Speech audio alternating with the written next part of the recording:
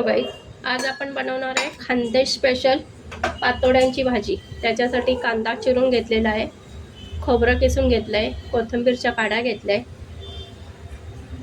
आलं लसूण घेतलेलं आहे आणि नंतर खड्या मसाल्यामध्ये धणे 1 चमचाभर, बडीशोप 1 चमचाभर, तेजपान, दालचिनी, लवंग 3, 4-5 काळ्या मिरे आणि पत्थरपूड असं मसाला घेतला आहे। आता मसाला आपण भाजून घेऊ। आता आपण कढईमध्ये तेल टाकलंय, हे खडे मसाले भाजून घेऊया।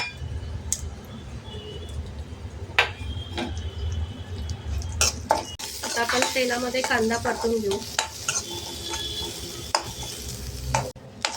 कांदा थोडासा असा लाल झालाय, लाल करून घ्यायचा आपल्याला कांदा।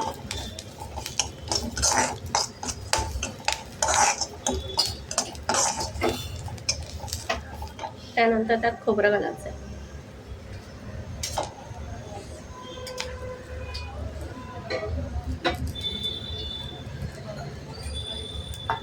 आणि आलं लसूण ते पण छान भाजून घ्यायचं।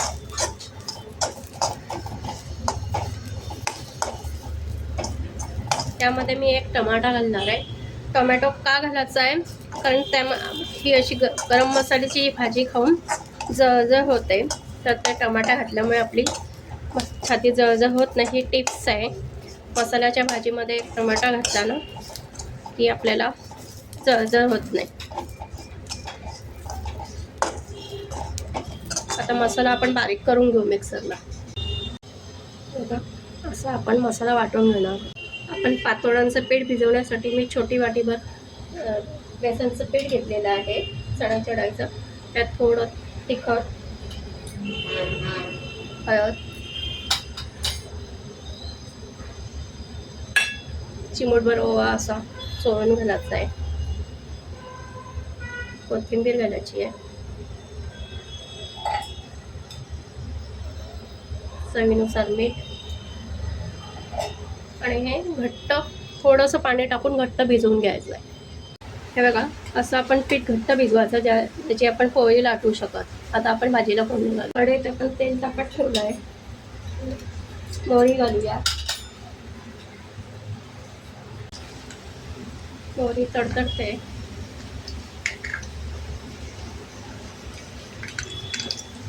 हिंग घालणार आहोत,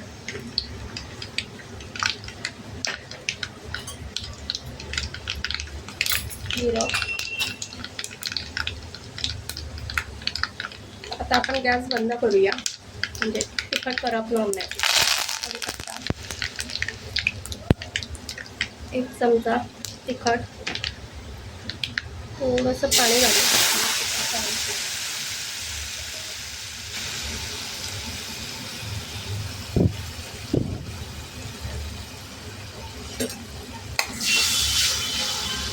त्याच्यामुळे आपलं तिखट करपत नाही।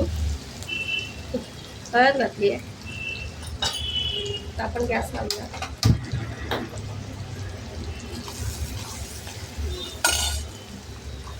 आणि हा मसाला बारीक वाटलेला आहे तो छान परतून घेऊया।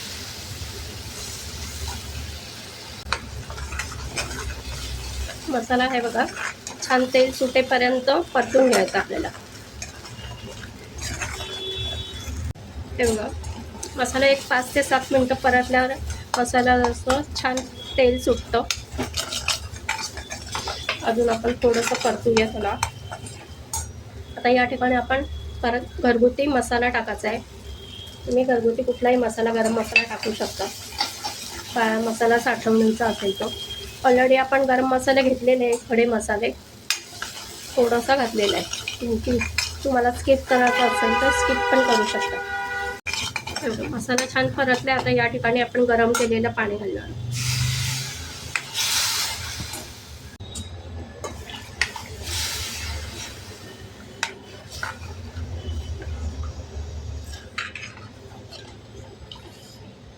पाणी तुमच्या अंदाजानुसार घाला, तुम्हाला किती भाजी पातळ वगैरे हवी त्याप्रमाणे, कारण ते पातोड्या टाकल्यानंतर भाजी पुन्हा घट्ट होते।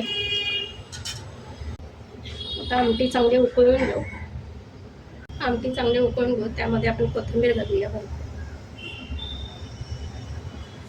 आपण मसाल्याच्या वाटणामध्ये पण कोथिंबीरची रेखा घातलेली आहे. चवीनुसार मीठ घालू आणि आमटी उकळून आता पातोड्या आपण लाटून घेऊया. बघा आमटी छान उकळते. आमटीला तवंग पण बघा किती छान आलेला आहे.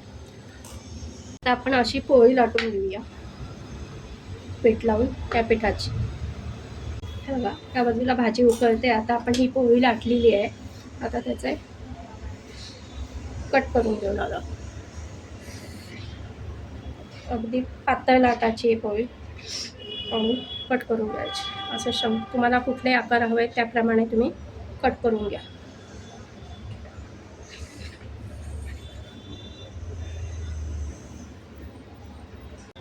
हे बघा आता आमटीमध्ये ह्या पातोड्या आपण सोडून घेणार आहोत. शंकरपाळ्यांच्या आकाराचे आपण कट केलेले. आमटी छान उकळली आहे. आमटीला उकळ आल्याशिवाय पातोड्या टाकायच्या नाही, नाही तर विरघळून जाते. आमटी छान उकळली आहे. आता आपण हे टाकून देऊया.